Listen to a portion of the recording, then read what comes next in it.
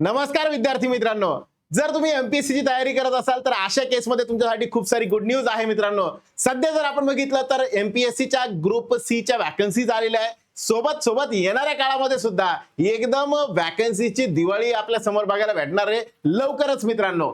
साधारण आता जर आपण बघितलं 31 जुलैला म्हणजेच मागच्या महिन्यामध्ये शेवटी आहे की जलसंपदा विभागाचा अतिरिक्त ज्या जागा आहेत त्या जागांबद्दलची माहिती सांगणारा एक पीडीएफ त्या ठिकाणी आहे।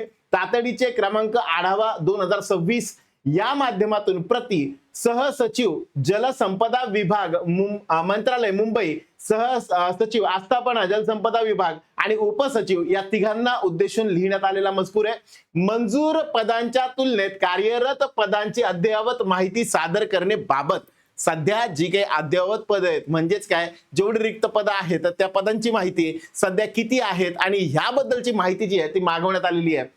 महोदय, विभागाच्या अधीनस्थ क्षेत्रीय कार्यालयांकरता आकृतीबंध निश्चित करण्याची कार्यवाही अंतिम टप्प्यात आहे। वित्त विभागाच्या निर्देशानुसार विभागाचा सुधारित आकृतीबंध प्रस्तावात मंजूर पदांच्या तुलनेत कार्यरत पदांची अचूक माहिती प्राप्त होणे आवश्यक आहे।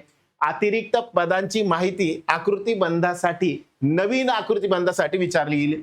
त्या अनुषंगाने आपल्या अधीनस्थ सर्व क्षेत्रीय आस्थापना कार्यासनाकडील सर्व संवर्गाच्या पदांची मंजूर तुलनेत कार्यरत व रिक्त पदांची अचूक माहिती तात्काळ सोबत तक्त्यात दर्शवल्याप्रमाणे या कार्यासनास कॉपीसह सादर करण्यात यावी। सदर माहिती उच्चस्तरीय सचिव समिती समोर सादर करावयाची असल्याने माहितीच्या अचूकतेची जबाबदारी ही सर्वस्वी संबंधित कार्यासनांची राहील। आणि ह्या पद्धतीने सुहास जाधव सर जे आवर सचिव आहे महाराष्ट्र शासन यांच्या मार्फत हे पत्र जे आहे ते देण्यात आलेलं आहे।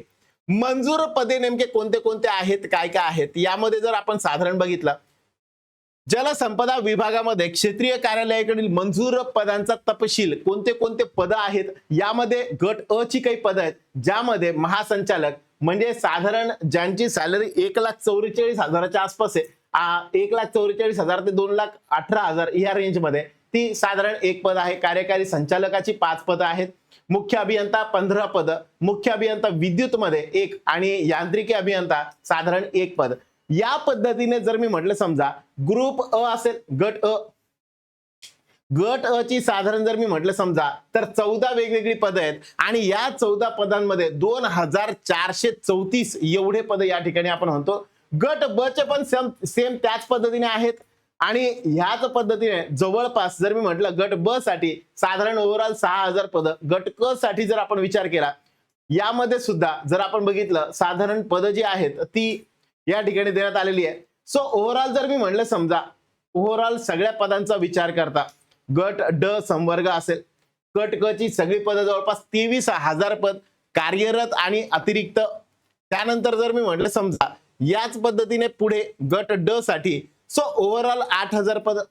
ओव्हरऑल जर बघितलं तर 41,366 एवढे कर्मचारी या ठिकाणी येतात आणि म्हणून ह्या वर्षीच्या जर मी म्हटलं समजा 2027 हे जे असणार आहे नोकऱ्यांचं वर्ष असणार आहे ज्यामध्ये मॅक्झिमम सिलेक्शन एमपीएससीच्या मार्फत खूप साऱ्या जागा येत आहेत। 2026 मध्ये त्या रिक्रुटमेंट स्टार्ट होतील आणि प्रोसेस कंप्लीट होईपर्यंत 2027 मध्ये। म्हणून आतापासून तयारीला लागा, लवकर कामाला सुरुवात करा। सर आता बरेच जणांचे प्रश्न असेल की सर आता हे जागा कधी येतील, नेमकं काय असेल प्रोसेस, कशा पद्धतीने प्रोसेस चालेल, हे आकृतीबंध वगैरे जसे मंजूर होत आहेत त्याच्यानंतर पुढच्या प्रोसेसला लवकर सुरुवात होते आणि भरपूर फास्ट पद्धतीने जसं एमपीएससी चाललंय त्या पद्धतीने लवकरच ह्याच्यामध्ये खूप सारे बदल आपल्याला बघायला भेटतील आणि म्हणून आपण आतापासून अभ्यासाला तयार असलं पाहिजे।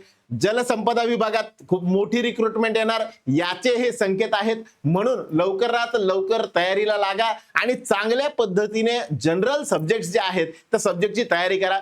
या तयारीसाठी मास्टर टीचर तुमच्या सोबत आहे कायमच। मग महाराष्ट्र म्हणजे एमपीएससी जे आहे त्या एमपीएससीच्या ज्या पण परीक्षा आहे, गट क असेल, त्यानंतर बाकीच्या संयुक्त गट ब असेल, गट क असेल, त्यानंतर सरळ सेवेमधल्या कोणते पद असतील, तलाठी भरती असेल, तलाठी भरती ही ऍक्च्युअल तलाठी भरती नाही आहे, ही ऍक्च्युअली गट क भरती आहे, ज्यामध्ये तलाठी हे पद समाविष्ट करण्यात आलेलं आहे. पण जर मी म्हटलं समजा ग्राम महसूल अधिकारी किंवा तलाठी जे पद आहे याच्यासाठी जर तुम्ही तयारी करत असाल तर अशा केसमध्ये मास्टर ज्युनियरची सध्या मास्टर टीचर जे आहे या ऍपवरती तुम्हाला याच्या बॅचेस वगैरे अवेलेबल होतील, त्या एकदा बघून घ्या आणि जेणेकरून ह्या बॅचेसच्या माध्यमातून तुमच्या तयारीला चार चांद लावा, जेणेकरून खूप चांगल्या पद्धतीने तुमची तयारी होऊ शकेल आणि जॉब मिळू शकेल. धन्यवाद.